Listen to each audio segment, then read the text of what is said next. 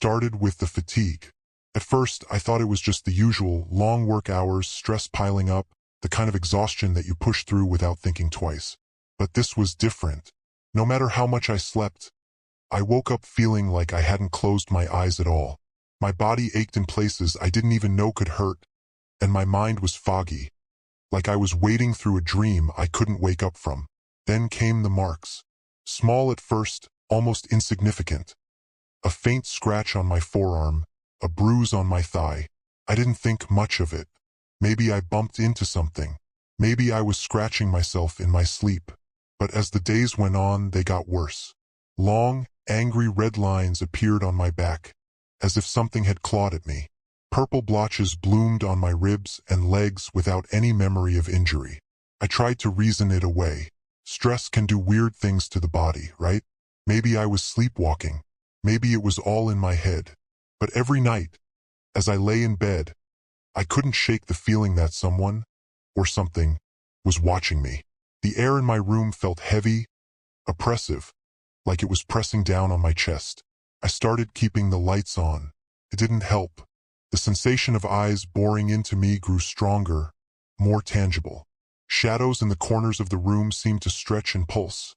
And though I told myself it was just my imagination, I couldn't shake the crawling dread that crept under my skin. Every night, I promised myself it was nothing. Every morning, I woke up more exhausted, more confused, and with fresh marks on my body. Something wasn't right, but I didn't know what it was, or if I even wanted to find out. The first time I woke up somewhere other than my bed, I convinced myself it was an isolated incident. I'd fallen asleep in the living room, curled up on the couch with the TV still on. It was unsettling, sure, but not unexplainable. Maybe I'd been more tired than I thought. But then it happened again, and again. I started waking up in places that didn't make sense. On the cold tile floor of the kitchen, slumped against the front door, even in the bathtub once, fully clothed. My phone and keys were often scattered nearby, as if I'd been planning to leave the house but stopped mid-step. Each time, I woke up more confused and more terrified. It wasn't just me moving around. Things in the house were changing. Furniture shifted inches from their original positions. Cupboard doors were left open, and my mirrors began to crack. Not shattered completely, just fractured, with long, jagged lines slicing through my reflection. And then there were the scratches. Words, faint and erratic, carved into the walls. I couldn't make sense of them. Jumbled letters, overlapping symbols that seemed to form a language I didn't understand. My hands would sting, as if I'd been the one scratching at the plaster, but I had no memory of doing it. I had to know what was happening. Desperation drove me to buy security cameras, the kind that synced to my phone so I could monitor the house. If something or someone was in my home, I'd finally catch them. The first night I reviewed the footage, my stomach turned. There was no intruder, no shadowy figure lurking in the corners. It was me. The camera showed me wandering the house aimlessly, my movements slow and deliberate. I'd trail my fingers along the walls, mumbling incoherently, sometimes stopping to scratch at the plaster with broken nails. At one point, I saw myself standing in front of the hallway mirror, staring into it for what felt like hours. Then I raised my hand and pressed it against the glass, hard enough to crack it. But the worst part, the part that made me turn the camera off, was the way I smiled. Not a normal smile. It was strained, too wide, like my skin was being pulled apart. And my eyes, they didn't look like mine anymore.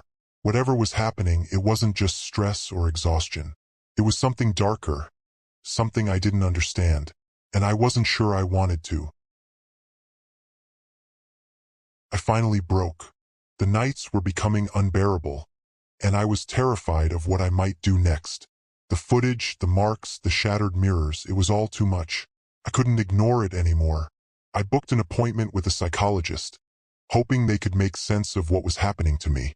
At first, the sessions were frustrating. I couldn't explain what was going on without sounding insane. My psychologist, Dr. Harper, listened patiently, jotting down notes as I rambled about waking up in strange places, the cracks in the mirrors, the marks on my body. I could see the skepticism in her eyes, but she didn't dismiss me outright. After a few sessions, she suggested hypnotherapy. Sometimes, she said, the mind buries trauma so deeply that it manifests in other ways.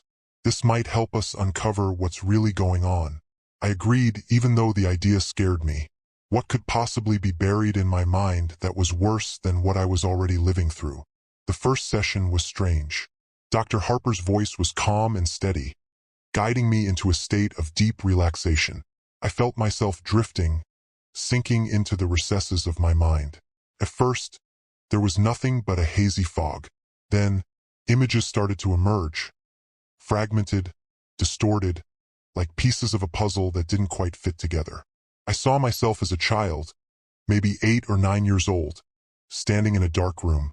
There was a mirror in front of me, tall and ornate, with an intricate frame that seemed to twist and curl like vines. I was angry, so angry I could feel it in my chest, even in the memory. I didn't remember why, but I was screaming, tears streaming down my face. And then I saw myself picking up a heavy object, a candlestick, maybe, and hurling it at the mirror.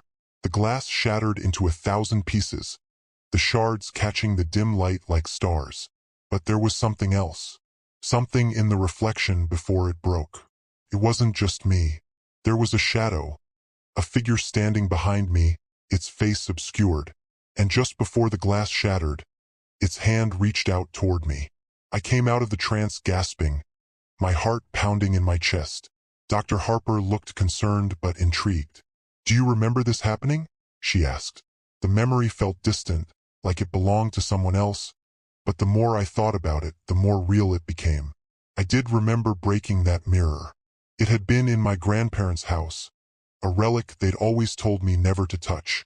I'd been punished for it, of course, but I'd never thought much about it after that. "What's strange," Dr. Harper said, "is that mirrors have long been associated with folklore. Some cultures believe breaking one can release something trapped inside or curse the person who breaks it." Her words sent a chill down my spine. Could that be what was happening to me? Had I unleashed something all those years ago without realizing it? I left her office feeling more uncertain than ever. If the broken mirror was the root of all this, then what was I supposed to do now? And worse, what if it was already too late? Desperation drove me to places I never thought I'd go. After the hypnotherapy session, I couldn't stop thinking about that mirror and what I might have released. My nights became darker, heavier. The shadows weren't just in the corners of my room anymore. They were in the corners of my mind. That's when I reached out to a group of paranormal investigators. I found them online, buried in a forum for people claiming to have experienced hauntings. I wasn't sure if they'd believe me, but I didn't care anymore. I needed answers. They came to my house a few days later. 3 of them, armed with strange equipment and somber expressions. They asked me to recount everything, from the strange marks to the memories of the broken mirror. As I spoke, they exchanged glances, and I knew they'd heard worse stories. But what unsettled me was how quiet they were when I finished. One of them, a man named Victor, finally broke the silence. "If your memory is accurate," he said, "it sounds like you might have fractured something. Something that wasn't supposed to be disturbed." "Fractured something?" I asked, my voice trembling. "Think of it as a soul, but not yours. Something ancient, fragmented, and malevolent. Whatever was in that mirror may have latched onto you when it shattered. It thrives on your turmoil, on your self-destruction." His words chilled me to my core. I wanted to dismiss him, to tell him this was all nonsense. But deep down, I knew he was right. I'd felt it. The presence growing stronger, more invasive, as if it were digging its claws into my very mind. That night, after they left, I started noticing it more. The shadows in my mirrors weren't just reflections. They moved when I didn't, their shapes distorted, their faces, if you could call them faces, stretching into cruel, mocking expressions. Every time I looked into the glass, I felt it watching me, waiting. Worse, I could feel it inside me. A whisper at first, faint and distant, like a voice carried on the wind. But it grew louder with each passing day, twisting my thoughts, turning my own mind against me. It told me I was worthless, that I deserved the pain, that the only way to stop it was to give in. I started avoiding mirrors entirely, covering them with sheets or smashing the smaller ones. But it didn't help. The whispers didn't need a reflection anymore. They were in my head, urging me to claw at my skin, to hurt myself just to feel relief from the growing pressure. Sometimes, I'd catch myself in the act, holding a knife too tightly, or staring at my own hands as if they didn't belong to me. It wasn't just a presence anymore. It was becoming me, merging with every dark thought I'd ever had, feeding on my fear and despair. I didn't know how much longer I could hold on. It felt like a part of me, maybe the strongest part, wanted to let go, to give in, to let it take whatever it came for. But another part of me, however small, was determined to fight. I just didn't know if it would be enough. I was running out of time, or at least that's how it felt. The entity, or whatever it was, had burrowed so deeply into my mind that I barely recognized myself anymore. I couldn't trust my own thoughts, couldn't trust my body. It was winning, and if I didn't do something, I knew I wouldn't survive. That's what led me back to the house where it all began. My grandparents' old place had been abandoned for years, left to decay after they passed. The idea of going back there made my skin crawl, but I didn't have a choice.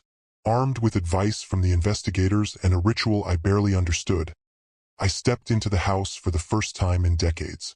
The air was thick with dust and the scent of rot, but the memories hit me harder than anything else. I could almost hear my grandparents' voices echoing through the empty rooms, feel the weight of that night when I shattered the mirror in my childish rage. The frame was still there. I found it in the attic, buried beneath a pile of broken furniture and moldy boxes. The mirror itself was long gone, but the twisted, ornate frame was unmistakable. Its surface was smooth and cold, but holding it felt like touching something alive. The ritual was simple on paper but agonizing in practice.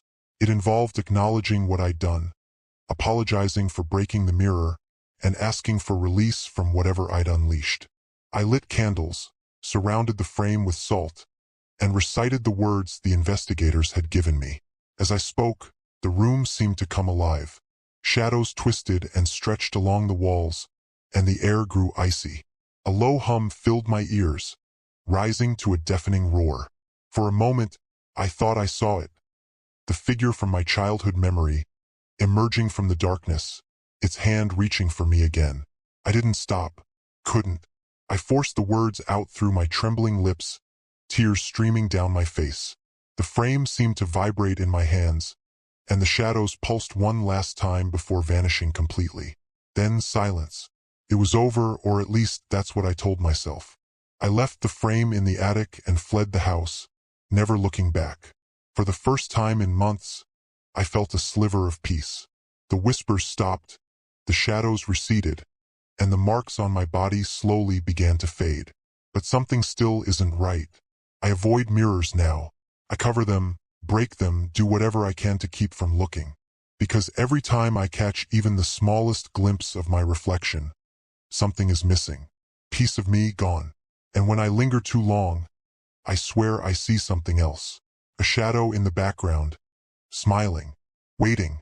I don't know if I freed myself from the entity or if I've just invited it into a different part of my life.